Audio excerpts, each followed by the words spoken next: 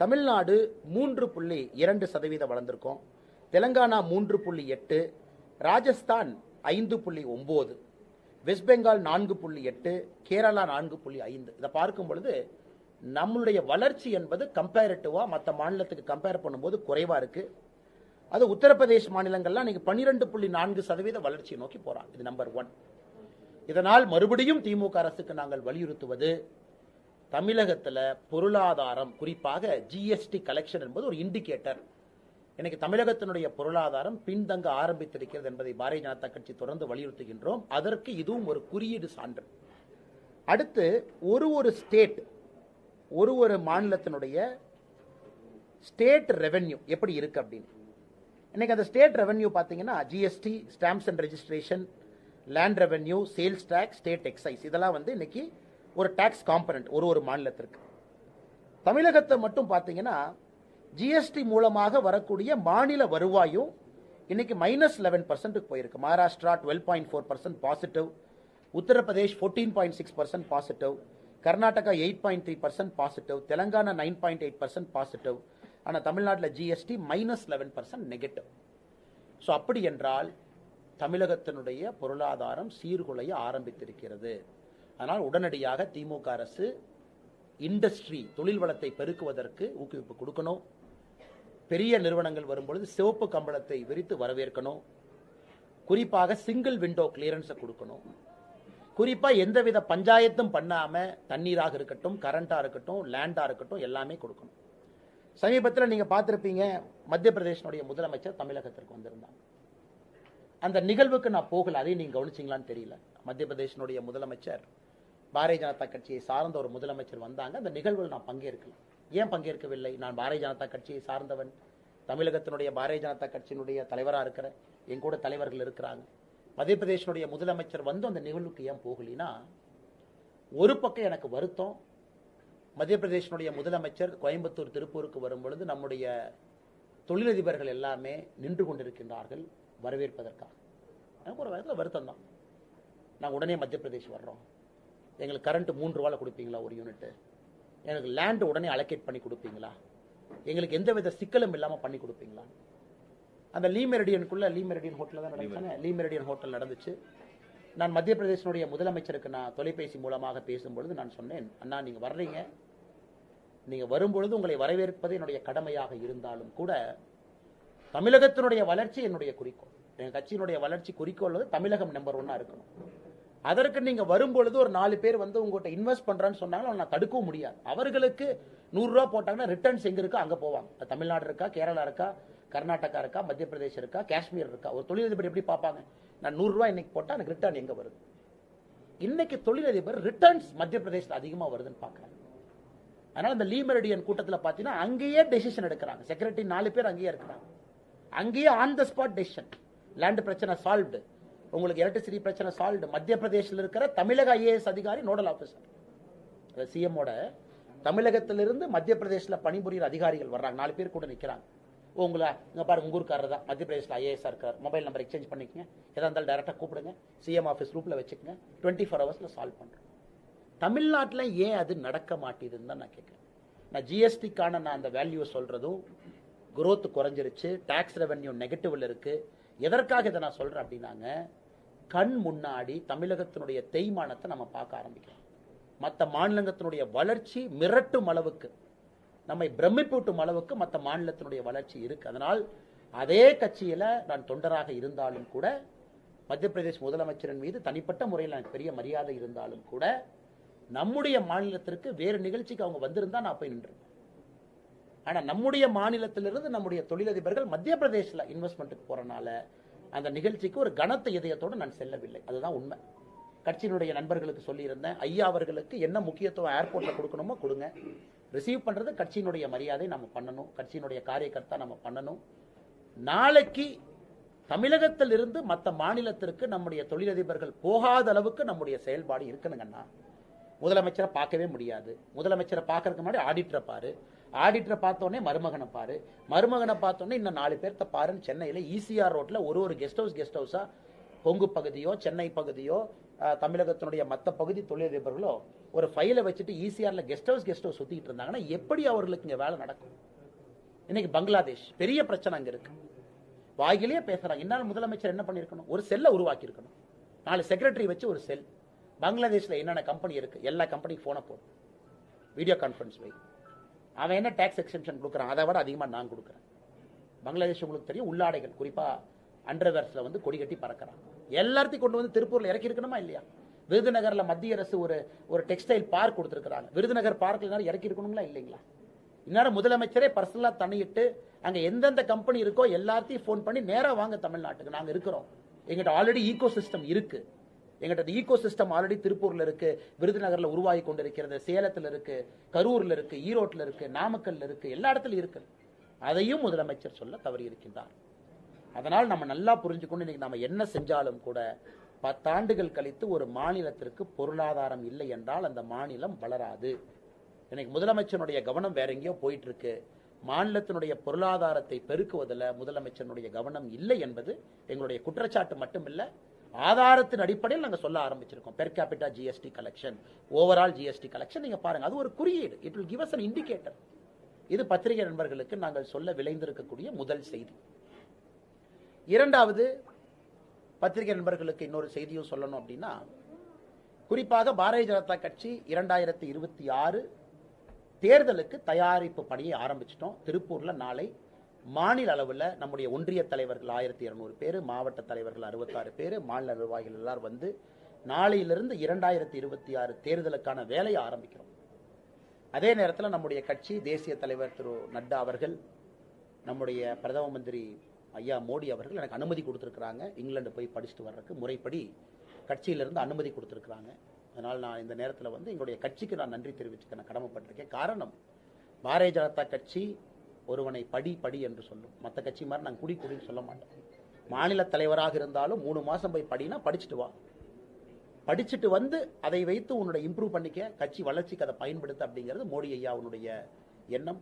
அதனால் முறைப்படி எனக்கு வெளிநாடு செல்வதற்கு படிப்பதற்கு அனுமதி கொடுத்த தேசிய தலைவர் நட்டா அவர்களுக்கும் பாரதத்தினுடைய பிரதமர் ஐயா நரேந்திர மோடி அவர்களுக்கும் இந்த நேரத்தில் கட்சியின் சார்பாக நான் நன்றிகளை தெரிவிப்பதற்கு கடமைப்பட்டிருக்கேன். ஏன்னா அவங்களுக்கு இது ஒரு தர்ம சங்கடமான சூழ்நிலை. ஒரு மாநிலத்தினுடைய தலைவர் படிப்பதற்காக 3 மாதம் வெளியே போகணுங்கிறாங்க, இதுவரை நடந்ததில்லை. அதனால் பெருந்தன்மையோடு அனுமதி கொடுத்திருக்கிறாங்க. அதனால் அதையும் பெருந்தன்மையாக நாம் நடந்து கொள்ள வேண்டும். படித்து முடித்து விட்டு நம்முடைய சக்தி எல்லாம் இந்த கட்சியினுடைய வளர்ச்சிக்கு இன்னும் வேகமாக பயன்படுத்த வேண்டும். அதை ஒரு செய்தியாக உங்களுக்கு சொல்லிக்கிறோம். ஸோ நாளையிலிருந்து 2026க்கான இலக்கு நம்முடைய மாவட்ட தலைவர்கள், ஒன்றிய தலைவர்கள் எல்லோரும் கீழே இணைஞ்சு புதிய ஒரு தமிழகத்தை உருவாக்குவதற்கு, நல்ல ஒரு தமிழகத்தை உருவாக்குவதற்கு, தொழில் புரட்சியில் நம்பர் 1 இருப்பதற்கு, சமூக நீதியில நம்பர் 1 இருப்பதற்கு பாரதிய ஜனதா கட்சி இன்னும் எங்களை புதுமைப்படுத்திக்க போறோம். தேசிய ஜனநாயக கூட்டணி வலிமையாக இருக்கிறது.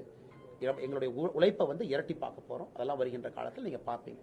அதை தாண்டி நண்பர்களுக்கு கேள்வி இருந்ததுன்னா கேளுங்கன்னா பதில் சொல்றேன். இப்படி வரணும், இப்படி வரணும். அவிநாசி அத்திக்கடவு திட்டம் சரியா நிறைவேற்றப்படல. அதனால 20ஆம் தேதி முதல் தொடர் உண்ணாவிரத போராட்டம் நீங்க அறிவிச்சிருந்தீங்க.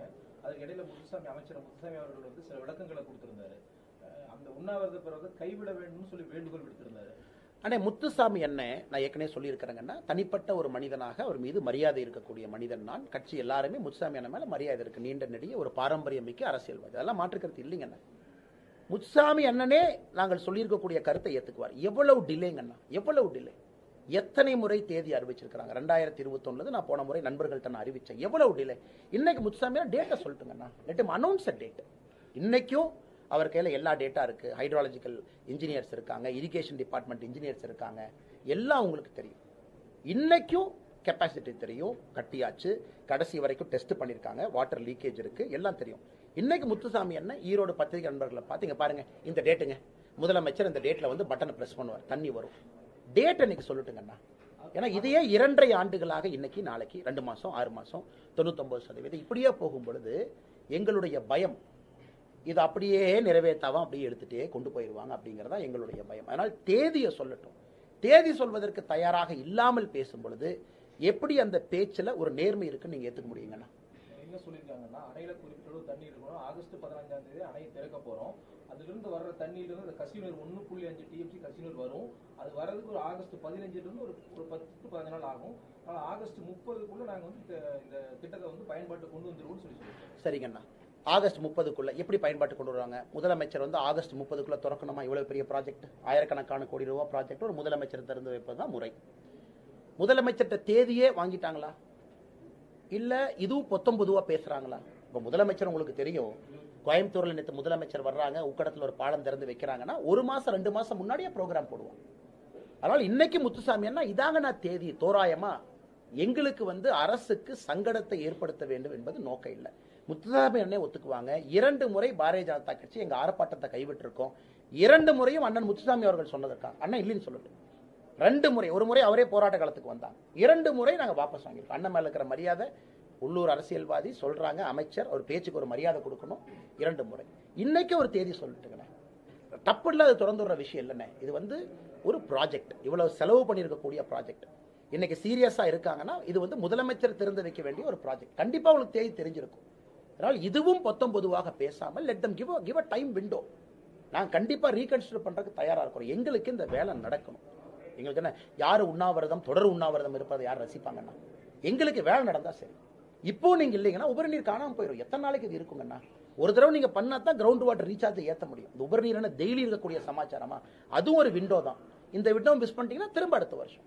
அதான் நான் பேசும்போது நான் சொன்னேன், தமிழ்நாடு பார்த்தீங்கன்னா இந்தியாவிலேயே ஒரு வாட்டர் டிஃபிஷியன்ட் ஸ்டேட்டா இருக்கு. நிலத்தடி நீர் 1000-2000 அடிக்கு போயிட்டு இருக்கு.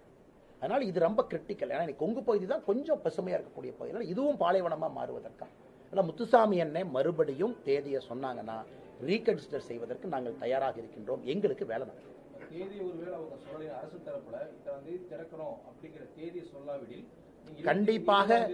கண்டிப்பாக 20ஆம் தேதியிலிருந்து ஆரம்பிக்கும். அது எந்த மாற்று கருத்து இல்லைங்க. ரொம்ப தெளிவா இருக்கும், யோசிச்சு தான் சொல்லியிருக்கோம். அதற்கான வேலையெல்லாம் நடக்க ஆரம்பித்திருக்கு. இன்னைக்கும் வரும்பொழுது விவசாயிகள் எல்லாம் மீட்டிங் போட்டு, காலையில் நானும் சில விவசாய சங்க தலைவர்களை சந்தித்துவிட்டு வந்திருக்கின்றேன். அவினாசி வேற வேற பகுதியில் எங்களுடைய ஆயத்த பணிகளை ஆரம்பித்து விட்டோம். நிச்சயமாக தேதி தெரிஞ்சா பெருந்தன்மையோடு விலக வேண்டியது ஒரு ஜனநாயக மரபு. நாங்கள் அதை செய்வதற்கு தயாரா இருக்கோம். ஜனநாயகத்தில் அது ரொம்ப முக்கியம். அரசுக்கு அந்த மரியாதை கொடுக்கணும். அரசு சொல்லிட்டாங்கன்னா ரைட், ஓகே, நல்லா பண்ணுங்க, நாங்களும் கூட இருந்து சப்போர்ட் பண்றோம். அரசை சொல்ல வைப்பது எங்களுடைய தார்மீக உரிமையாக நாங்கள் பார்க்கின்றோம், கடமையா பார்க்கிறோம். செப்டம்பர் 2ஆம் தேதி நம்முடைய கிளாஸ் ஆரம்பிக்குதுங்கன்னா ஆக்ஸ்போர்ட் பல்கலைக்கழகத்தில் ரிப்போர்ட் பண்ணணும். செப்டம்பர் 1ஆம் தேதி மாதிரி இங்கிருந்து நான் கிளம்பி போவேன். அதே போல நவம்பர் 2வது வாரத்தில் நம்முடைய கோர்ஸ் முடியும். 2வது வாரம் முடிஞ்சோடனே திரும்பி வந்துடுவேன். ஸோ இந்த டைம் லைனில் இருக்குங்கண்ணா. ஸோ செப்டம்பர் 1ஆம் தேதி இங்கிருந்து கிளம்ப வேண்டி இருக்கும். அது ஒரு நாள் முன்னாடி பின்னாடி இருக்கும். நவம்பர் 2வது வாரம் திரும்ப சொல்லியிருக்கிறீங்க. இந்த காலகட்டத்தில் தலைவர் பதவிக்கு மாற்றம் ஏதாவது இருக்குமா? எல்லாரும் தலைவர்கள் தான். எல்லாரும் தலைவர்கள், இவங்க தலைவர், எல்லாரும் தலை. அண்ணா அண்ணா அதாவது அண்ணா பிஜேபி கட்சியினுடைய அடிப்படை சித்தாந்தம் என்னன்னா, ஒரு குடும்பத்தில் பிறந்துட்டாங்க ஒரு தலைவர். உதாரணத்துக்கு 40 ஆண்டுகளுக்கு மேல கலைஞர் கருணாநிதி ஐயா வந்து திமுகவோட தலைவர். அப்புறம் தொடர்ந்து இவங்க தலைவர், நிரந்தர பொதுச் செயலாளர் தமிழ்நாட்டில் இருக்கிறாங்க, நிரந்தர பொதுச் செயலாளர் நாங்களே இருப்போம். இங்க அப்படி இல்லைங்கண்ணா. அதாவது இது வந்து ஒரு டீசென்ட்ரலைஸ்டு லீடர்ஷிப், அதுதான் பிஜேபியினுடைய இது. அதனால் தலைவராக இருந்து என்ன வேலை நடந்து கொண்டிருக்கிறதோ அது மாநில தலைவர் டெம்பரரி ஆப்சன்ஸ்ல இருக்கிறாங்கன்னா கூட அதே வேலை நடக்கும். மாவட்ட தலைவர்கள் எல்லாரும் இருக்கிறாங்க. அது இந்த மாதிரி கட்சியில் அகில இந்திய பொறுப்பாளர் இருக்கிறாங்க, அரவிந்த் மேனன், சுதாகர் ரெட்டிஜி அவங்க இருக்கிறாங்க. அவங்க கொஞ்சம் எக்ஸ்ட்ரா டைம் ஸ்பெண்ட் பண்ணுவாங்க.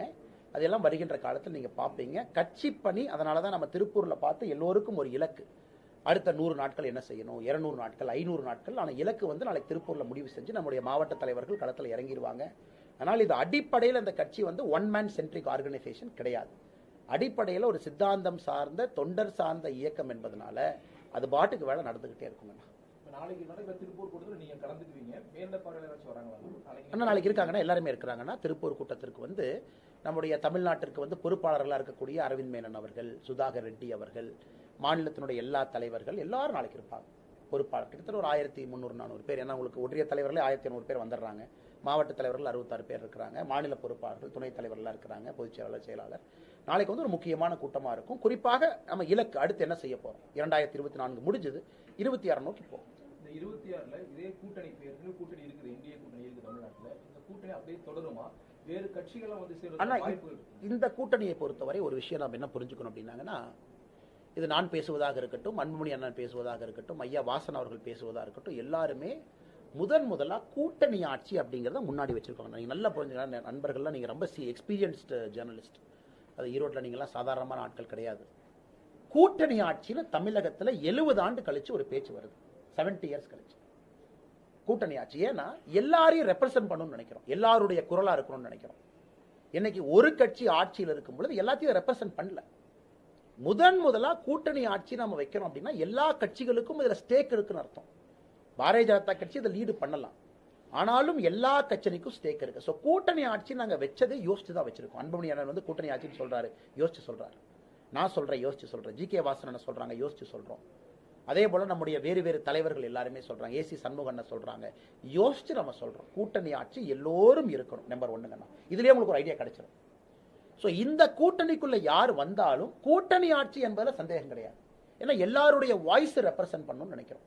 ஏன்னா தமிழகத்தினுடைய நிலைமை பார்த்தீங்கன்னா அந்த 40% 45% வச்சிருந்த கட்சிகள் இன்னைக்கு 30க்கு வந்துட்டாங்க, 26க்கு வந்துட்டாங்க, 19க்கு வந்துட்டாங்க. ஸோ இன்னைக்கு வந்து டாமினன்ட் பார்ட்டி அப்படின்னு தமிழ்நாட்டில் யாரும் இல்லைங்கன்னா, டாமினன்ட் பார்ட்டினா 52%.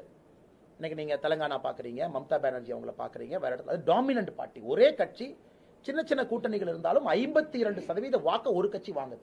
தமிழ்நாட்டில் அந்த காலம் முடிஞ்சு போச்சு. எப்ப முடிஞ்சு போச்சுனாங்கன்னா புரட்சி தலைவர் ஐயாக்கு அப்புறம், புரட்சி தலைவி அம்மாக்கு அப்புறம், கலைஞர் கருணாநிதி ஐயாவுக்கு அப்புறம் அரசியல் பார்க்கக்கூடிய உங்களை போன்ற மூத்த பத்திரிகையாளர்களுக்கு தெரியும், era of dominant party is over. ஒரு கட்சி டாமினேட் பண்ற 5 வருஷம் முடிஞ்சதுங்கண்ணா.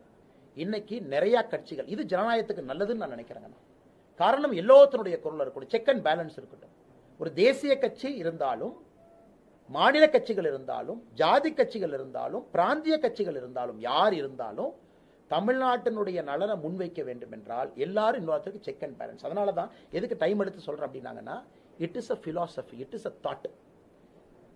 கொலிஷன் பாலிடிக்ஸ், கூட்டணி ஆட்சி என்பது தர்மமாக பார்க்கின்றோம்.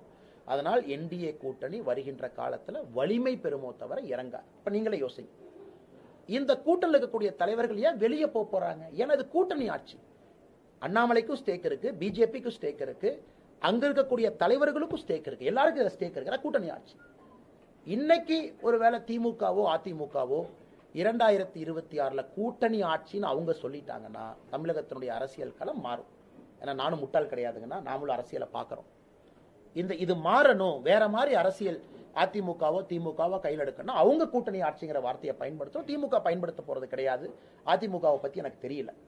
அதனால அவங்க கூட்டணி ஆட்சின்னு சொன்னாங்கன்னா இப்ப இருக்கக்கூடிய நிலைமை மாறுவதற்கான வாய்ப்பு இருக்கு. ஆனா இன்னைக்கு என்டிஏ ஸ்ட்ராங்கா இருக்கு. காரணம் அடிப்படை பிலாசபி கூட்டணி ஆட்சி. இரண்டாவது தமிழ்நாடு முதலாக 4 முனை போட்டியை பார்க்க போகுது. 4 முனை போட்டி. இத்தனை தமிழ்நாட்டில் 2 முனை போட்டி, அப்பப்ப 3வது முனை வரும், அப்புறம் அந்த 3வது முனையும் காணாம போயிடும், மறுபடியும் 2 முனையா தான் இருக்கும். இந்த முறை 2026 4 முனை போட்டி. அப்படின்னா எவ்வளவுக்கு அளவு போட்டிகள் அதிகமா இருக்கும் அப்பதான் நல்லவர்கள் அரசியலை ஜெயிக்க முடியும். 40,000 ஓட்டுல ஜெயிச்சிருவாங்க எம்எல்ஏ எலெக்ஷன், 50,000 ஓட்டுல ஜெயிச்சிருவாங்க. புதியவர்கள், சமுதாய ஆர்வலர்களுக்கெல்லாம் போட்டி அதிகமா இருக்கும்போது தான் புதியவர் அரசியல வந்து ஜெயிக்க முடியும். 2 முனை போட்டிலாம் நல்லவங்களுக்கு வேலையே இல்லை. அதனால் 2026 என்னை பொறுத்தவரை எம்எல்ஏவா நிறைய டெக்னோகிராட்ஸை பார்ப்பீங்க, என்ஜிஓஸ் பார்ப்பீங்க, உங்களை போன்று ஒரு துறையில நிபுணம் பெற்றவங்க வருவாங்க. அது ஒரு நல்ல அற்புதமான அரசியலா இருக்கும். கட்சி ஓட்டு 40%, நான் காலிப்போலி வேணாலும் நிறுத்துவேன், அவன் தான் ஜெயிப்பான், அதெல்லாம் அங்கே வேலைக்காக. இன்னைக்கு எப்படி இருக்கு தமிழ்நாட்டில்? எனக்கு இவ்வளோ, நான் பெரிய கட்சிப்பா, எனக்கு இவ்வளோ % ஓட்டு இருக்கு, நான் யாரை வேணாலும் நிறுத்தி அவன் ஜெயிப்பான், நீ அவனுக்கு ஓட்டு போடு, கட்சி சிம்பலுக்கு ஓட்டு போடு. அது நடக்கக்கூடாதுன்னு நாங்கள் நினைக்கிறோம். 2026 அது மாறணும், நல்லவர்களும் வரணும். நல்லவர்களுக்கு இந்த 2 பார்ட்டியிலிருந்து 3 பார்ட்டி 4 பார்ட்டி போகும் பொழுது அவர்களுக்கு வாய்ப்பு. இவ்வளவு பிலாசபிக்கலா பார்க்கும் பொழுதுங்கன்னா, நாங்க ரொம்ப டீப்பா திங்க் பண்ணி தான் நான் சொல்றேங்கன்னா, நிச்சயமாக 2026 தமிழக அரசியல்ல ஒரு மிகப்பெரிய மாற்றத்தை நீங்க பார்க்க. 4 முனை போட்டி இன்னைக்கு பாத்தீங்கன்னா, திமுக தலைமையிலான கூட்டணி 2024, அதிமுக தலைமையிலான கூட்டணி பாத்தீங்க, என்டிஏ பிஜேபி இருக்கும், எல்லாரும் இருக்கும். 4வதா புதியவர் நடிகர் விஜய் அவங்க வர்றாங்க. நான் ஏற்கனவே விஜய் அவங்கள வரவேற்றிருக்கிறேன், எல்லாரும் வரணும். நிறைய பேர் வந்தா தான் மக்களுக்கு சாய்ஸ். அதனால நம்ம பயப்படக்கூடாது. அண்ணன் விஜய் வர்றாரு, அப்ப 3 முனை 4 முனை ஆயிடுச்சா? வரட்டும், அவர் ஒரு பிலாசபி கொண்டு வந்து மக்கள் முன்னாடி வைக்கட்டும், மக்கள் 4 பேர்த்தி பார்க்கட்டும். மக்கள் இப்ப கேண்டிடேட்டை பார்க்க ஆரம்பிப்பாங்க. நல்லா நான் சொல்றது பத்திரிகை நண்பர்கள் நீங்க குறிச்சு வச்சுக்கங்கன்னா, எனக்கு உங்களை விட அரசியல் அனுபவம் குறைவா இருந்தாலும் 2026 கேண்டிடேட்டை பார்த்து ஓட்டு போடுவாங்க. அது முதலா தமிழ்நாட்டில் கட்சியை பார்த்து ஓட்டு போடுவாங்க. கேண்டிடேட்டுக்கு ஒரு மரியாதை இருக்கும். ஏன்னா தெரியும், ஓட்டு 4ஆ பிரியும் பொழுது 40,000 ஓட்டுல அவங்க ஜெயிச்சு எம்எல்ஏ ஆயிடுவாங்க. அதனால் விஜய் அவர்கள் வருவதை இந்த ஒரே காரணத்திற்காக நான் வரவேற்கின்றேன். அவர் வரட்டும், புதியவர்கள் வரட்டும். அண்ணன் சீமான் அவர்கள் இருக்கிறாங்க, அவரும் வலிமையா இருக்கணும்னு ஆசைப்படுறேன். ஏன்னா இதெல்லாம் ஒரு அடிப்படை கருத்துக்கள். அண்ணன் சீமான் அவர்களும் வலிமையா இருக்கட்டும், மக்கள்கிட்ட எல்லா ஆப்ஷனையும் வைப்போம்.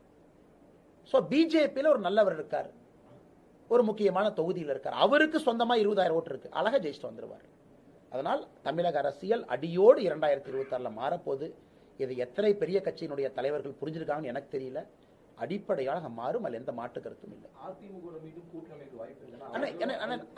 நான் சொன்ன பிலாசபி நீங்க புரிஞ்சுக்கிட்டீங்க. இது கூட்டணின்னு சொல்றோம் அப்படின்னா பிஜேபி பவருக்கு வரப்போகுது. பிஜேபியினுடைய மெம்பர்ஸ் மினிஸ்டரா இருப்பாங்க, என்டிஏனுடைய பார்ட்னர்ஸ் மினிஸ்டரா இருப்பாங்கன்னா இதை பெரிய கட்சிகள் சொன்னா தானே அவங்க மாத்துவாங்க. இன்னைக்கு நான் இருக்கும்போது நம்ம தலைவர்கள் என்ன விரும்புவாங்க, ஓகே பரவாயில்ல, நாமளும் இருக்கிறோம், கூட்டணியில் இருக்கோம், ஆட்சி அதிகாரத்தில் இருக்க போறோம், that is always a better option அல்லங்கண்ணா. இன்னைக்கு நம்பர் 1 கட்சியாக எதிர்கட்சியாக இருக்கக்கூடிய நம்பர் 1 திமுகவும், இன்னைக்கு அபிஷியலா எதிர்கட்சியாக இருக்கக்கூடிய அதிமுகவோ கூட்டணி ஆட்சி. ஏன்னா சந்திரபாபு நாயுடு அதை கையில் எடுத்திருக்காரு. நீங்க பாருங்க, சந்திரபாபு நாயுடு அவர்கள் தனித்தன்மையாக ஜெயிச்சும் கூட அந்த கூட்டணியில பிஜேபிக்கு ஒரு அமைச்சர் பாருங்க, பிஜேபிக்கு ஒரு அமைச்சர், டெப்டி சிஎம் பவன் கல்யாண் அவருடைய கட்சிக்கு அமைச்சர், தெலுங்கு தேசம் பார்ட்டிக்கு ஒரு அமைச்சர். அதனால இந்திய அரசியல் முதல் முறையாக ஒரு பெரிய மாற்றத்தை டிடிபியினுடைய வெற்றி ஆந்திரால பார்த்திருக்கு. இன்னைக்கு திமுகவோ அதிமுகவோ கூட்டணி ஆட்சின்னு சொன்னாங்கன்னா நான் சொன்னது மாறுங்கண்ணா. அவங்க சொல்லாதவரை 4 முனை போட்டியாக இருக்கும், புதியவர்கள் வருவார்கள், ஒரு பெரிய அரசியல் புரட்சி 2026 நடக்கும். தமிழிசை சவுந்தரராஜன் அவர்கள் வந்து மாநில தலைவராக இருக்கும்போது கூட பாஜக ஓட்டு சதவீதம் இதை விட கம்மியாக தான் இருந்தது. இப்போ அதிகரிச்சிருக்கிறதா அண்ணாமலை சொல்றாரு. ஆனா கடந்த முறையும் இதே அளவு தான் வந்து இருந்தது, இப்பவும் அதே அளவு தான் வந்து பாஜக ஓட்டு சதவீதம் இருக்கு. ஆனா அவங்க தான் அதை மிகப்பட்டி சும்மா காட்டிட்டு இருக்காங்க அப்படின்னு சொல்லி தொடர்ந்து அதிமுகவும் சரி திமுகவும் சரி தொடர்ந்து சொல்லி நல்ல அண்ணா அவங்க சொல்றது நல்லது தானே. அதாவது இங்க வந்து தமிழிசை சவுந்தரராஜனா, அண்ணாமலையா, இவங்களா அவங்களா, சிபி ராதாகிருஷ்ணனா, பொன்னார் அவர்களா, முருகன்ஜி அவர்களா, யாராக இருந்தாலும் அடிப்படையில் 5 வருஷத்துக்கு ஒருக்கா ஓட்டு சதவீதம் உயரவில்லை என்றால் கட்சியே சேர்ந்து நாங்க தப்பு பண்றோம் தான் அர்த்தம். அண்ணாமலைங்கிறது என்ன, அந்த குதிரையை மேல உட்காந்து ஓட்டுற ஒரு ஆள். பக்கத்துல எத்தனை குதிரை ஓடுது, பின்னாடி எத்தனை பேர் வர்றாங்க, இந்த சேரியட்ல பல பேர் ஓட்டிட்டு இருக்காங்கல்ல, அவ்வளவுதான். என் முகம் உங்களுக்கு தெரியுது, பட் பின்னாடி 1000 பேர் வண்டி ஓட்டிட்டு இருக்காங்க அதே வண்டியை. அதனால் எங்களை பொறுத்தவரை 5 ஆண்டுகளுக்கு ஒரு முறை நாங்க உயர்த்தி காட்டிக்கிட்டே இருக்கணும். காங்கிரஸ் 2019 நின்று அதே இடத்துல 2024 அப்படியே நிக்கிறாங்க, 1.5% டவுன். உதாரணத்துக்கு எடுத்துங்க, திமுக 2019 நின்று அதே இடத்துல 2024 நிக்கிறாங்க, 7% டவுன். பிஜேபி இதுதானே கம்பாரிசன்.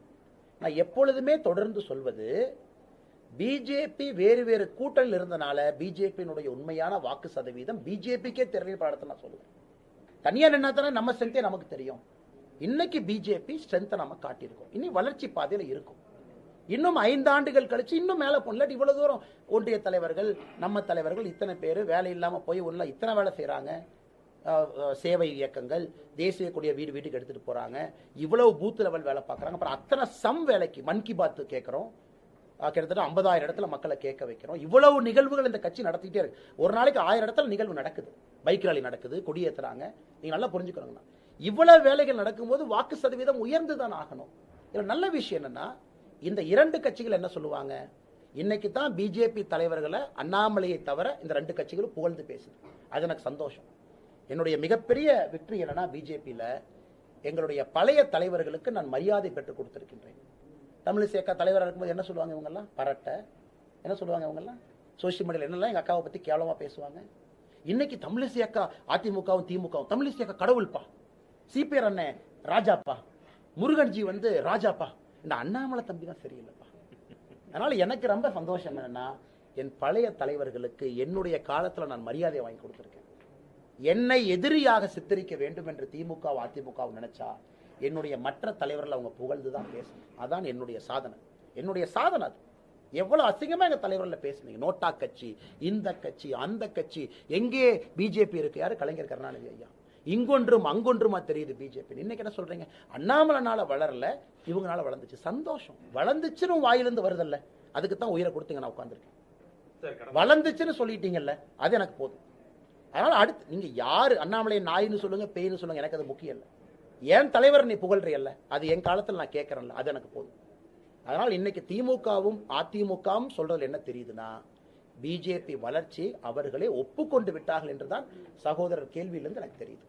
கடந்த 2 நாட்களா பாத்தீங்கன்னா பள்ளி கட்டிடங்கள் வந்து பெரும்பாலான இடங்கள்ல வந்து நேற்று ஒரு 10 பேர் கிட்ட காயமடைஞ்சிருக்காங்க. தொடர்ந்து இதே மாதிரி அண்ணா இப்ப நான் அண்ணனுக்கு ஒரு நியாயமா ஒரு கேள்வி கேட்கறேன். மொடக்குறிச்சியில நாங்க கேந்திரிய வித்யாலயா கொடுக்கறதுக்கு தயாரா இருக்கோம். ஏன் லேண்ட் கொடுக்க மாட்டீங்க? நான் மொடக்குறிச்சியில் உட்காந்து அந்த கேள்வி கேட்கிறேன். நாங்க கட்டி கொடுத்து, நாங்க அட்மிஷன் கொடுத்து, நாங்க புதியவர்களுக்கு கேவியில் அட்மிஷன் போடுறதுக்கு தயாரா இருக்கோம். ஏன் கலெக்டர் ஆஃபீஸ் லேண்ட் கொடுக்க மாட்டீங்க? Second, PM Shri school 46,000 school இந்தியாவில் கட்டுறோம். 46,000 பிஎம் ஸ்ரீ ஸ்கூல்.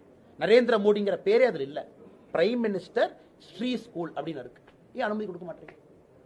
நாங்க இன்னைக்கு நவோதயா பள்ளியை தமிழகத்துக்கு கொடுக்கறதுக்கு தயாரா இருக்கும். ஏன் அனுமதி கொடுக்க மாட்டீங்க? சார் நவோதயா பேர் வேண்டாமா, காமராஜர் ஐயா பேர் வச்சுக்கலாம், நோ ப்ராப்ளம். எம்எச்ஆர்டி மினிஸ்டர் நம்ம தலைவர்கள் இங்க இருக்கிறோம், எம்எல்ஏ அம்மா இருக்கிறாங்க, கூட்டிட்டு போய் ஐயா தமிழ்நாட்டுக்கு மட்டும் காமராஜர் ஐயா பள்ளின்னு வையுங்க ஐயா, நாங்கள் காலில் விழுந்து பர்மிஷன் வாங்கிட்டு வந்துடுறோம். ஏன் கொடுக்க மாட்டீங்க? ஸோ மத்திய அரசு கொடுப்பதற்கு தயாராக இருந்தும் தமிழகத்தில் பள்ளிக்கூடங்கள் தரம் இல்லாம இருக்குன்னு தெரிஞ்சும் பள்ளி கட்டடங்கள் கூரை மேல பேத்துக்கிட்டு உழுவுதுன்னு புரிஞ்சும் கேந்திரிய வித்யாலயா அனுமதி இல்லை. அது எம்எல்ஏ அம்மா மொடக்குறிச்சி தொகுதிக்கு மேல போய் அனுமதி வாங்கிட்டு வந்தாச்சு. அவங்களும் போய் கலெக்டர் ஆஃபீஸ் போய் கை காலில் விழுந்து லேண்டை கொண்டு போய் கொடுத்தாச்சு. இவங்க கொடுக்க வேண்டியது கன்வர்ஷன் சர்டிபிகேட், அதுக்கும் தயாரா இல்லை. கேந்திரிய வித்யாலயா வந்தா யாருன்னு நடுத்தர மக்கள் குழந்தைகளுக்கு தானே எங்க அட்வான்டேஜ். நவோதயா பள்ளிகள் 4 எம்எல்ஏ ஸ்ட்ரைட்டாவே 4 சாங்ஷன் பண்ணி கொடுக்குறோங்கண்ணா. ஃபர்ஸ்ட் நம்ம 4 எம்எல்ஏ யார் இருக்காங்கன்னா தொகுதிக்கு 1 டே 1 இவங்க எஸ்ன்னு சொல்லிட்டு முதல் நாள் 4 கொண்டு வரோம். அதுக்காக 50-100 கொண்டு வரோம். காமராஜர் ஐயா பேர் வைக்கிறதுக்கு நாங்கள் ஒத்துக்கிறோம். காமராஜர் ஐயா பேர் இருந்தால் தான் சரியான பேர். இவ்வளவு நாங்க பேசியும் கூட நீங்க சொல்ல, நான் சொன்னதுல ஐடியாலஜி எங்க இருக்கு? பிஜேபி எங்க திணிக்குது? எங்கேயுமே இல்லையே. என்ன பிரச்சனை உங்களுக்கு? அப்படி இருந்தும் குழந்தைங்க நாசமா போட்டும் நடுத்தர குடும்பத்துக்கு தரமில்லாத கல்வி கிடைக்கட்டும், ஆனா பிஜேபி உள்ள வந்துடக்கூடாது. மோடி ஐயா ஸ்ரீ பள்ளி வந்துடக்கூடாது. 46,000 பள்ளி இந்தியா ஃபுல்லா கான்ட்ராக்ட் பண்ண எப்படி மாத்தி பேசுறாங்க? சமகிருக சிக்ஷா ஃபண்டு கொடுக்க மாட்டாங்க. சமகிருக சிக்ஷா ஃபண்டு கொடுப்பதற்கு இத்தனை காலமா வருது. பிரச்சனை என்னன்னா சர்டன் கண்டிஷன்ஸ் அவங்க ஏத்துக்கணும், which is part of the new education policy. 3 மொழி பிரச்சனை. உலகத்துல எல்லாம் 3 மொழி படிக்கிறான். இன்னைக்கு ஐஐடி ஐஎம் எக்ஸாம்ல எவனை பாஸ் பண்றான்? தெலங்கானால பாஸ் பண்றான். தெலங்கானால பாஸ் பண்றான். நீங்க என்ன வேணாலும் நீங்க இன்னைக்கு ஒரு எலெக்ஷன் தோத்துருக்கலாம். ஜெகன்மோகன் ரெட்டி கல்வியில பண்ணிருக்காரு. ஒரிசா நவீன் பட்நாயக் கல்வியில பண்ணிருக்காரு. இன்னைக்கு போய் ஐஐடி சிவில் சர்வீஸ்ல எந்த மாநிலம் டாப் பண்ணுதுன்னு பாருங்க. எந்த மாநிலம் பள்ளி கல்விக்கு பணம் கொடுக்கறாங்களோ அந்த மாநிலம் மேல போக ஆரம்பிச்சிருச்சு. ஹிந்தி யாருனே துணிக்கிறான். 3வது மொழி எந்த மொழி வேணாலும் படிங்கன்னு சொல்றமே. ஏன் தமிழ்நாட்டில் மலையாளி இல்லையா? தமிழ்நாட்டில் தெலுங்கு இல்லையா? தமிழ்நாட்டில் கன்னடம் பேசுறவங்க இல்லையா? ஆனா உருது மொழிக்கு இவங்க கொடுக்குற முக்கியத்துவத்தை பாருங்க. ரீசெண்டா அவங்க அமைச்ச 1 மேன் நீதிபதி கமிஷன். உருது மொழி கொடுங்க, கன்னடத்துக்கு கொடுங்க, தெலுங்கு கொடுங்க, மலையாளத்துக்கு கொடுங்க. அதுக்கு மட்டும் கொடுக்க மாட்டோம். அதனால மும்மொழி கொள்கையை ஒத்துக்க மாட்டோம். இதான் கொடுக்குற எக்ஸ்பிளனேஷன். இன்னைக்கு பத்திரிகையில் நீங்க எழுதியிருந்தீங்க. பிஎம் ஸ்ரீ பள்ளி என்ன தப்பு பண்ணுச்சு? இந்தியா முழுவதும் 46,000 பள்ளி போதுன்னா அந்த குழந்தைங்க ஐஐடி கிராக் பண்ணுவான், அந்த குழந்தை ஐஏஎம் கிராக் பண்ணுவான். நம்ம குழந்தை என்ட்ரன்ஸ் எக்ஸாமுக்கு பயந்து வீட்டிலேயே உட்கார்ந்து இருக்கணுமா? அதனால இதை மாநில அரசு புரிஞ்சுக்கணும், மத்திய அரசோட கை கோர்க்கணும், கேவியை விடணும், நவோதயா விடணும், பிஎம் ஸ்ரீ பள்ளியை விடணும். தமிழ்நாடு முழுவதும் பட்டி தொட்டி எல்லாம் அந்த பள்ளியை கொண்டு வரணும். இன்னைக்கு ட்ரைபல் ஸ்கூல் நம்ம நடத்துறோம். தமிழ்நாட்டில் பார்த்தீங்கன்னா ட்ரைபல் குழந்தைகளுக்காக நம்ம ஸ்கூல் நடத்துறோம். 7 ஸ்கூல் இருக்கு மத்திய அரசு. அங்க மட்டும் நீ ஸ்கூல்ல விடுற, ஏன் மற்ற இடத்துல விட மாட்டேன்? இதே நான் மாநில அரசு கேள்வி வைக்கிறேன். நீ ட்ரைபல் குழந்தைங்களுக்கு ஸ்கூல் விடுற இல்ல, மற்ற குழந்தைங்களுக்கு விடு. இன்னைக்கு நம்ம கிட்ட படிக்கிற ட்ரைபல் குழந்தைங்க பெர்ஃபார்மன்ஸ் நீங்க பண்ணுங்க. தமிழ்நாடு அரசுக்கு நான் சேலஞ்ச் பண்றேன். மத்திய அரசு ட்ரைபல் ஸ்கூல்ல படிக்கிற குழந்தைகள் மார்க்கும் ஆவரேஜ் மார்க்கும் மாநில அரசு பள்ளியில படிக்கிற ட்ரைபல் குழந்தைகள் ஆவரேஜ் மார்க்கையும் பாருங்க, மத்திய அரசு மேல இருக்கும். அடிச்சு பிரிச்சுட்டு இருக்காங்க அந்த குழந்தைங்க. நீட்டெல்லாம் அடிச்சு பிரிச்சுட்டு இருக்கிறாங்க. அதனால் தமிழகத்தை பொறுத்த வரைக்கும் இவனுங்க விளங்க விடமாட்டாங்க. இப்படியே பண்ணி பண்ணி கல்வி அடைச்சு கல்வி வரக்கூடாதுன்னு பண்ணி குழந்தைகள்லாம் படிக்காம பண்றாங்க. அதனால எங்களுக்கு பெரிய கோபம் இருக்கு. இதையெல்லாம் 2026 மக்கள் பார்ப்பாங்கன்னு நாங்க நம்புறோம். ஆகஸ்ட் 19 அப்புறம் உதயநிதி ஸ்டாலின் துணை முதலமைச்சர் ஆயிடுவார் சொல்லி அமைச்சர் ராஜகண்ணன் கூட சொல்லியிருக்காரு. இதுக்கு முதலமைச்சர் என்ன சொன்னார்னா, என்னது வலுத்து இருக்குது ஆனா பழுக்கலின்னு சொன்னாரா? கோரிக்கை வலுத்து இருக்குது ஆனா கோரிக்கை பழுக்கல. முதலமைச்சரே பழுக்கலின்னு சொல்லிட்டாருன்னா இதை விட உதயநிதி ஸ்டாலின் யாராச்சும் அசிங்கப்படுத்த முடியுமா? தன்னுடைய சொந்த தந்தையார் உதயநிதி ஸ்டாலினை பார்த்து எனக்கு பயம் ஆயிடுச்சு. என்னப்பா அது அப்பாவே பையனை ட்ரோல் பண்ண எப்படின்னு. நம்ம அரசியல்ல வந்து மாத்தி மீம் ட்ரோல் போட்டுக்குவோம். நீங்க முதலமைச்சர் பார்த்து அவரே உதயநிதி ஸ்டாலினை ட்ரோல் பண்றாரு. அப்புறம் நீங்களே உதயநிதி ஸ்டாலினை ட்ரோல் பண்ணா நாங்க எதுக்கு இருக்கோம்? ஸ்டாலின் ஐயா நீங்களே உதயநிதியை ட்ரோல் பண்ணா அப்ப எதுக்கு எங்க வேதானந்தன் இருக்காரு, எதுக்கு ட்ரோல் பண்ண ஆரம்பிச்சிருவாங்க. அதனால நான் சொல்வதுங்கன்னா முதலமைச்சருக்கு உரிமை, நீங்க யாரை வேணாலும் முதல்ல டெப்டி சிஎம் ஆக்கிருப்பாங்க. டெப்டி சிஎம் ஆக்கினா என்ன மெசேஜ் தமிழ்நாட்டுக்கு கொடுக்குறீங்க? முதலமைச்சராக டெப்டி சிஎம்மா வர்றதுக்கு தகுதி என்ன? ஒரு குடும்பத்தில் பிறந்திருக்கணும், பையனா இருக்கணும், கட்சியில் இருக்கணும், இத்தனை வருஷம் குடும்பத்திலே இருக்கணும். அது மக்கள் அதை பார்ப்பாங்க.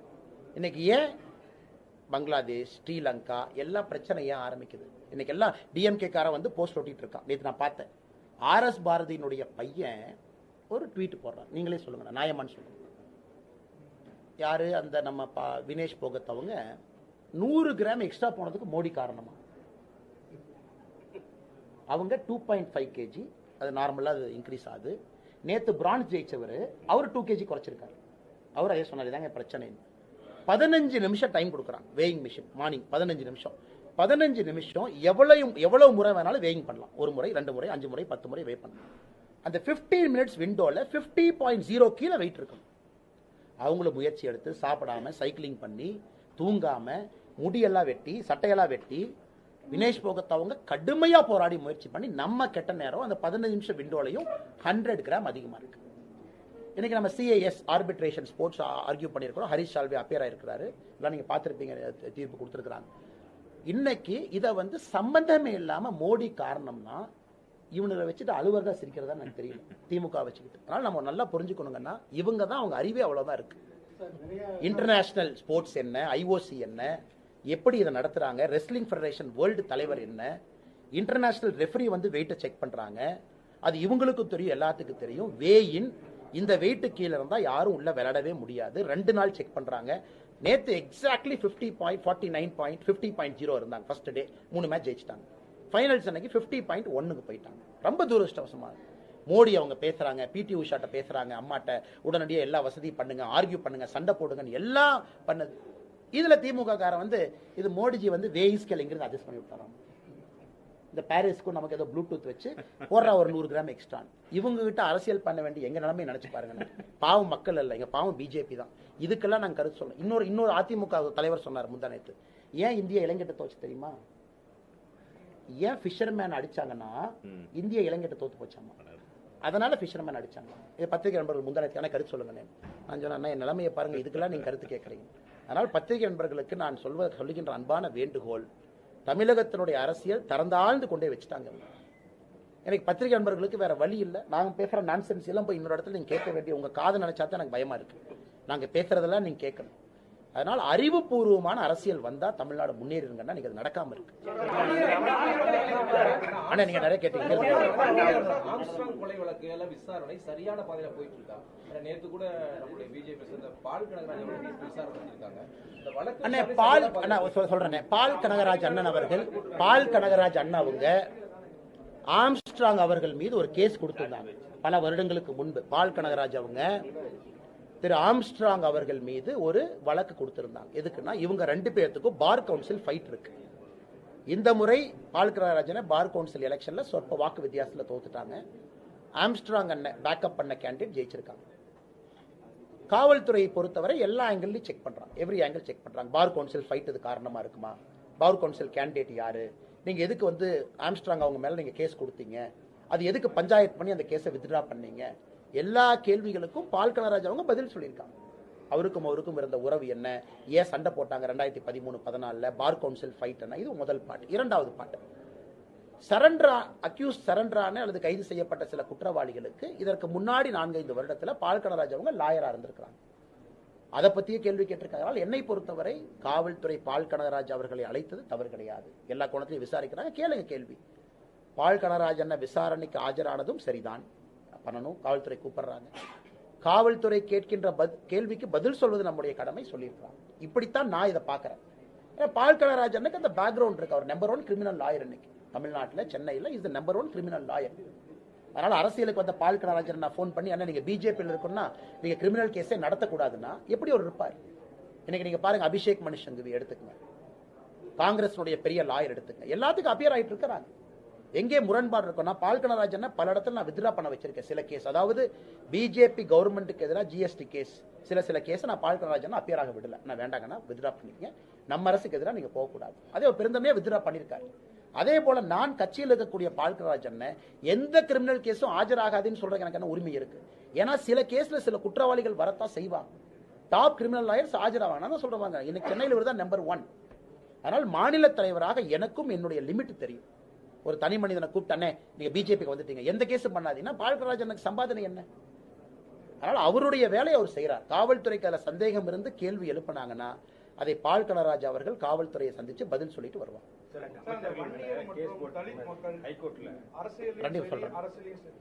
ஆமாங்கண்ணே. அரசியலும் சரி அரசியலும் சரி உயர் பதவி வரக்கூடாது அப்படிங்கறதுக்காக சாதி இருக்கக்கூடியவங்க வந்து சூழ்ச்சியும் சதியும் பண்றாங்க. அதுல தமிழக அரசு பலியாயிருக்கு அப்படின்னு வேல்முருகன் தெரிவிச்சிருக்காரு குற்றச்சாட்டு. ஆனா இதுக்கு முன்னாடி இன்னொரு ஆன்சர் நான் சொல்லணுங்கன்னா, மிகுந்த ஒரு முக்கியமான முடிவை நம்ம கேபினெட் எடுத்திருக்காங்க. ரொம்ப ஒரு சரித்திரம் வாய்ந்த ஒரு முடிவு, எங்களுக்கு பெரிய மகிழ்ச்சி அளித்திருக்கக்கூடிய முடிவை மோடி ஐயா நேற்று கேபினெட் மீட்டிங்ல எடுத்திருக்காங்க. அதாவது உச்சநீதிமன்றம் சொல்லி இருக்கக்கூடிய கிரீமி லேயர் கான்செப்ட் எஸ்சி சமுதாய மக்களுக்கு பொருந்தாது என்கின்ற ஒரு சரித்திர முடிவை நேற்று பாரதிய ஜனதா கட்சி ஐயா மோடி அவர்கள் கேபினெட்ல எடுத்திருக்காங்க. இது பாருங்க எவ்வளவு பெரிய இது பாருங்க. சுப்ரீம் கோர்ட்டே சொல்றாங்க ஒரு முறை ரிசர்வேஷன் வந்துட்டாங்க அப்படின்னா அடுத்த முறை கட் பண்ணுங்க, கிரீமி லேயர் கொண்டு வாங்க இதெல்லாம். ஆனால் நாம் அம்பேத்கர் ஐயா அதை சொல்லல. கான்ஸ்டிடியூஷன் ஆஃப் இந்தியால அன்டச்சபிலிட்டி தான் டச் ஸ்டோன், அன்டச்சபிலிட்டி அதுதான் டச் ஸ்டோனா இருக்கோ தவிர பணமோ கிரீமி லேயரோ டச் ஸ்டோன் இல்லை என்பதை எனக்கு ரொம்ப தெளிவுபடுத்தியிருக்கோம். நான் சென்னையில் 2 நாட்களுக்கு முன்பு பேசும்பொழுது நான் சொன்னேன், அரசு பேசிய பிறகு நாங்கள் பேசுறோம். இன்னைக்கு நான் பேசுறேங்கன்னா அதுதான் பட்டியலின சமுதாய மக்களுக்கு சகோதர சகோதரிகளுக்கு பாரதிய ஜனதா கட்சி கொடுக்கக்கூடிய மரியாதை. சுப்ரீம் கோர்ட்டே சொல்லிட்டாங்க நாங்க இந்த டெசிஷன் எடுக்க மாட்டோம். சுப்ரீம் கோர்ட்டே சொல்லி இருந்தாலும் கான்ஸ்டிடியூஷன் ஆஃப் இந்தியா தான் நமக்கு முக்கியம். அங்க சொல்ல சுப்ரீம் கோர்ட் அறிவுறுத்தி இருக்கிறாங்க. அந்த அறிவுரையை ஏற்பதும் ஏற்காததும் அரசனுடைய அரசு ஏற்கல, அறிவுறுத்திருக்காங்க. சுப்ரீம் கோர்ட் ஆர்டர் போடல, அறிவுறுத்திருக்காங்க. இது நம்முடைய அமைச்சர்கள் நேற்று பாரதிய ஜனதா கட்சியினுடைய எல்லா பட்டியல் சமுதாயத்தை சார்ந்த எம்பிக்கள் போய் பிரைம் மினிஸ்டர் பார்த்தாங்க. அண்ணன் முருகன் அவர்கள் உட்பட தமிழகத்திலிருந்து எல்லா தலைவர்களும் போய் பார்த்தாங்க எம்பிக்கள். அவர்களும் வலியுறுத்தி இருந்தாங்க. கேபினெட் அந்த முடிவு எடுத்திருக்கோம். இது முதல்ல அந்த சந்தோஷமான செய்தியை பத்திரிகை நண்பர்களுக்கு சொல்வதற்கு கடமைப்பட்டிருக்கோம். இரண்டாவது அண்ணன் வேல்முருகன் அவர்களோ நிறைய தலைவர்கள் பேசுறாங்க. ஆனா நல்லா புரிஞ்சுக்கணுங்கன்னா பட்டியல் சமுதாயத்தினுடைய முன்னேற்றம் பாதிக்கப்பட்டது திராவிட அரசியல்னாலதான். வன்னியர் சமுதாயத்தினுடைய முன்னேற்றம் பாதிக்கப்பட்டது திராவிட அரசியல்னாலதான். இதனால் ஆதாரப்பூர்வமா விளக்க முடியும். அது வருகின்ற காலத்தில் நம்ம பேசுவோம். அதாவது திராவிட அரசியல்ங்கிறது என்னங்கன்னா ஜாதி பேதத்தை நீக்குவோம். இதுதான் அவங்க 1949 செப்டம்பர் 18ஆம் தேதி ராபின்சன் பூங்கால ஆரம்பிச்சாங்க. பெத்தம்பாளையத்தண்ணன் தலைமையில தான் மீட்டிங்கே நடந்துச்சு. நம்ம கொங்கு பகுதியை சார்ந்தவர் தலைமையில தான் முதல் மீட்டிங்கே நடக்குது. கருணாநிதி அவர்கள் 28வது பேரா அந்த மீட்டிங்ல இருக்கார். இவங்க வந்ததுக்கு அப்புறம் இந்த அரசியல் கொண்டு வந்ததுக்கு அப்புறம் தமிழகத்துல ஜாதி உணர்வை புகுத்துது யார்? இத்தனை வருஷமா திராவிட அரசியல் பண்றோம்னா பெரும்பான்மை சமுதாயம் இல்லாத ஒருத்தரை போட்டு எம்எல்ஏ எலெக்ஷன் ஜெயிக்கலாமே, பெரும்பான்மை சமுதாயம் இல்லாதவங்களை போட்டு எம்பி எலெக்ஷன் ஜெயிக்கலாமே. அதான் திராவிட அரசியல் 70 ஆண்டு காலம் திரும்பி பார்க்கும் பொழுது ஜாதி உணர்வை திராவிட அரசியல் அதிகப்படுத்தி இருக்குது. நம்பர் 1. இதிலே நிச்சயமாக பட்டியலின சமுதாய மக்களும் சகோதர சகோதரிகளும் வன்னியர் சமுதாய மக்களும், நான் எல்லாம் ஜாதியை பற்றி அதிகமாக பேசுறது இல்லைன்னு, எல்லா இடத்துலையும் இதனால பாதிக்கப்பட்டிருக்காங்க. ஏன்னா ஒரே குடும்பம், எங்க ரெப்ரசன்டேஷன் அவங்களுக்குலாம் எங்க ரெப்ரசன்டேஷன்? ஒரே குடும்பம். கே.என். நேரு பையனா, கே.என். நேரு காலத்துக்கு முன்னாடி பையனுக்கு போடு, அன்பில் தர்மலிங்கனா அவர் பையனுக்கு அப்புறம் இவரு, வீரபாண்டி ஆறுமுகமா இவங்களுக்கு அப்புறம் இவங்க, பொன்முடி அண்ணா இவங்களுக்கு அப்புறம் இவங்க, இப்படியே போட்டா எல்லா சமுதாயத்துக்கும் எங்க ரெப்ரசன்டேஷன் கிடைக்கும்? அதைத்தான் அண்ணன் கேட்ட கேள்விக்கான பதில் 2026 அதை உடைக்கிறோம். எல்லா சமுதாயத்துக்கு ரெப்ரசன்டேஷன், எல்லா தமிழ் மக்களுக்கு ரெப்ரசன்டேஷன், கூட்டணி ஆட்சி. இதை தைரியமா திராவிட கட்சிகள் சொல்ல முடியுமான்னு கேளுங்க. சொல்ல முடியாது. சொன்னாங்கன்னா குறுநில மன்னர் ஆட்சி காணாம போயிடும். அதனாலதான் அண்ணன் கேட்ட கேள்விக்கும் காமன் கருப்பொருள், திராவிட அரசியல்னாலதான் தமிழகத்துல இன்னும் பட்டியலினம் சகோதர சகோதரிகளுக்கு சமுதாய மக்களுக்கு துன்புறுத்தல் இன்னும் நடக்குதுன்னா திராவிட அரசியல் தான் காரணம். இத்தனை வருஷமா நீங்க அரசியல் பண்ணீங்க, ஏன் இன்னும் ரெட்டை டம்ளர் இருக்கு? ஏன் என்ன பட்டியல் சமுதாயம் ஒரு சகோதரர் போய் கொடியை ஏற்ற முடியல? ஏன் கோயிலுக்குள்ள இன்னும் நீங்க வந்து விடாம இருக்கீங்க? சேலத்துல அதிக திமுக காரன் போய் தடுக்கிறீங்க. இன்னும் ஏன் சாதியை வச்சு சொல்றீங்க? இன்னும் ஏன் ஜாதியை வச்சு அரசியல் நடக்குது? அப்ப 70 ஆண்டு காலம் 6 முறை முதலமைச்சரா இருந்தாச்சு, அந்த பக்கம் 6 முறை இருந்தாச்சு. அப்படி இருந்து உங்களால சால்வ் பண்ண முடியும்னா திராவிட அரசியல் தோற்று விட்டது என்று தானே அர்த்தம். ஜெயிச்சிருச்சுன்னு எங்க சொல்ல முடியும்? சார், 2 அமைச்சர்கள் நேற்று வழக்கு பதிவு ஹைகோர்ட்ல பண்ணியிருக்காங்க. ரொம்ப பேசினா அப்புறம் நான் தான் காரன்ட்டுருவாங்க. அதனாலதான்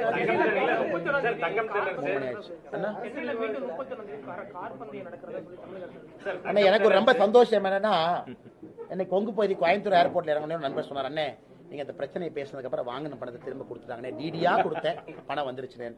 அதனால பணம் வாங்காம கொஞ்சம் அப்படியே இருக்கிறாங்க. அண்ணே கார் பந்தயத்தை நடத்துறத பத்தி பிரச்சனை நீங்க நடத்திக்கங்க, பணத்தை வசூல் பண்ணி மிரட்டி நடத்தாதீங்க. நம்பர் 1. 2வது, கார் பந்தயம் நடத்தணும் அப்படின்னா அதனால் வரக்கூடிய லாப நஷ்டம் என்ன மக்களுக்கு சொல்லுங்க. கார் பந்தயத்துக்கு போட்டிருக்கக்கூடிய 40 கோடி நாங்க சொன்னது தமிழகத்தில் ஸ்டேடியத்தை உருவாக்கி இருக்கலாம், ஏழை குழந்தைகளுக்கு அதை போய் கொடுத்துருக்கலாம், ஊக்குவிச்சிருக்கலாம், இதெல்லாம் பண்ணிருக்கலாம். அதான் எங்களுடைய கோபம். அதனால் இன்னைக்கு உதயநிதி ஸ்டாலின் நான் கார் பந்தயத்தை நடத்த போறேன், F4 நடத்த போறேன். அதனால திமுக காரர் சொன்னாங்க F4 நடத்துறதுனால சென்னையில் இண்டஸ்ட்ரி வரப்போதாங்க. ஏங்க 10 காரை கொண்டு வந்து ட்ரைங் ட்ரைங் ட்ரைங் 10 சுத்துனா எப்படியா இன்ஜின் மேனுஃபேக்சர் ரெனால்ட் இங்க வருவானா, இல்ல BMW வருவானா, இல்ல மெர்சிடஸ் பென்ஸ் வருவானா? எத்தனை நாளைக்கு எங்களை ஏமாத்துறதுக்கு நீங்க ஐடியா பண்றீங்க? அதனால் நீங்களும் பாப்பீங்க F4 நடந்த பிறகு இதனால எந்த பிரயோஜனம் இல்லை, நீங்க பார்க்கத்தான் போறீங்க. அதனால் இவர்கள் அமைச்சர்கள் மீது வழக்கு பதிவு செய்திருப்பதை நாங்க தான் வரவேற்றுட்டோமேனா, நல்லது தானே. மறுபடியும் வேகமா ட்ரையல் பண்ணுங்க, வேகமா நடவடிக்கை எடுங்க, வேகமா அவங்களுடைய பதவி எல்லாம் பிடுங்குங்க, வேகமா ஜெயிலுக்கு அனுப்புங்க. ஏன்னா எவ்வளவு தூரம் மேனிபுலேட் பண்ணிருக்காங்க அப்படிங்கிறது இதுக்கு முன்னாடி நம்ம பார்த்தோம். அதே நீதிபதி இன்னொரு கேஸ்ல எழுதியிருக்காரு, எப்படி ஒரு டிஸ்ட்ரிக்ட் கோர்ட்ல உனக்கு மேனிபுலேட் பண்ணி ரிட்டையர் ஆகிற ஜட்ஜை 2 நாள்ல 430 பேஜ் எழுத வச்சிருக்காங்கன்னு. அதனால் எங்களை பொறுத்தவரை 11 பேர் நினைக்கிறாங்க, 35ல 13 பேருக்கு மேல இன்னைக்கு நீதிமன்றத்தில் வழக்கு இருக்கு. டிஸ்ப்ரோபோர்ஷனேட் அசெட் கேஸ் எல்லாருக்கு மேலே ஆரம்பிங்க, ஆக்ஷன் எடுங்க. அதே போல திமுக வந்தோடனே நான் அதை சுத்தம் பண்றேன் இதை சுத்தம் பண்றேன், நீங்க அதிமுக முன்னாள் அமைச்சர்கள் மீது ரைடு எல்லாம் பண்ணீங்க, எத்தனை சார்ஜ் ஷீட் போட்டுருங்க அதையும் சொன்னா நல்லா இருக்கும்ல. நீங்க இவ்வளவு தூரம் எல்லாம் 1 மாசம் ஆக்ஷன்ல எடுத்தீங்க, எத்தனை பேருக்கு மேல சார்ஜ் ஷீட் போட்டுருக்கீங்க? தேர்தல் வாக்குறுதியில தனி நீதிமன்றம் அமைச்சு நாங்கள் விசாரணை நடத்துவோம். கரெக்ட், நீங்க கேட்கறது நியாயம் தான், நியாயமா கேட்கறீங்க பாருங்க. தனி நீதிமன்றம் அமைச்சு விசாரணை பண்ணல, முன்னாள் அமைச்சர்கள் மீது நடவடிக்கை எடுப்போம் அப்படி இப்படின்னு ஸ்டாலின் அவரு அப்படியே உதறினாரு எலெக்ஷன் வரக்கு முன்னாடி. அவரும் ஒண்ணு பேச்ச காணா. இத்தனை நாள் ஆச்சு. அப்ப எதர் நீங்க அதிமுக தப்பு பண்ணலன்னு சொல்றீங்களா அமைச்சர்கள்? இப்ப சார்ஜ் ஷீட் போடாததுக்கான காரணம் என்ன? அது சார்ஜ் ஷீட் 2 பாவப்பட்ட அதிமுக முன்னாள் அமைச்சர்கள் மேல போட்டிருக்காங்க. உங்களுக்கே தெரியும், பேர் சொன்னா அது உள்ள பாலிடிக்ஸ் ஆயிப்போம். இருக்கிறதுலே அதிமுக யாரும் பிரச்சனை பண்ண மாட்டாங்க, 2 பேருக்கு மேல சார்ஜ் ஷீட் போடியா. அதிமுக பெரிய தலைவர் யார் இருக்காங்க, சார்ஜ் ஷீட்டே போடாதியா. அப்படி எதுக்கு இந்த பம்மாத்து அரசியல் பண்றீங்க? தமிழக மக்களை ஏமாத்துவதற்காக. ஆனா நம்ம ஊர்ல அது ஒரு பெரிய பஞ்சாயத்துனே. நம்ம ஊர்ல பாத்தீங்கன்னா அவங்க 2 பேருக்கு ஒரு வாக்கிய தகராறு, அது 20 வருஷமா ஓடிட்டு இருக்கு. அதனால ஒருத்தர் உள்ள இருந்தா ஒருத்தர் வெளியே இருக்கணும், அது ஒரு பெரிய பஞ்சாயத்துல. அதனால அதுக்குள்ள நான் போக விரும்பலீங்கன்னா அந்த வாக்கிய பஞ்சாயத்து. இந்த பஞ்சாயத்துல பிஜேபி ஜெயிக்கணும் ஒரு நம்பிக்கை அடுத்த முறை. நான் சொல்வதுங்கன்னா அவங்க சொன்ன வாக்குறுதி எதுவும் நிறைவேற்றலையே. நாங்க வந்தோம் அப்படின்னா கொடநாடு கேஸ் உடனடியே என்கொயரி பண்ணி அறுத்து தள்ளிடுவோம். நாங்க எங்க அறுத்தல்னாங்க, அப்படி பண்ணுவோம் இப்படி பண்ணுவாங்க. அதனால இதுலயே தெரிஞ்சிருச்சு. நான் தொடர்ந்து சொல்வது 2 திராவிட கட்சிகளும் ஒரே குட்டையில் ஊறிய மட்டைகள். இதை நான் சொல்ல, காமராஜர் ஐயா சொன்னதை இன்னைக்கு நான் 70 வருஷம் கழிச்சு சொல்றேன். இருவருக்கும் எந்த விதமான வித்தியாசமும் இல்லை. ஐயா எனக்கு சத்தியமா தெரியாதுங்க ஐயா, எனக்கு வரும்போது பார்த்தேன்.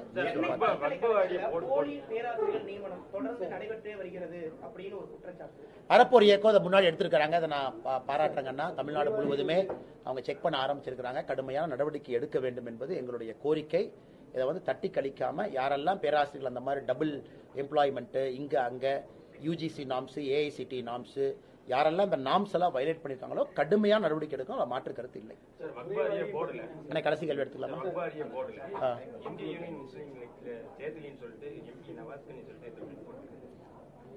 இந்தியன் யூனியன் முஸ்லீம் லீக் டிஎம்கே சிம்பிள் நின்று ஜெயிச்சாரா?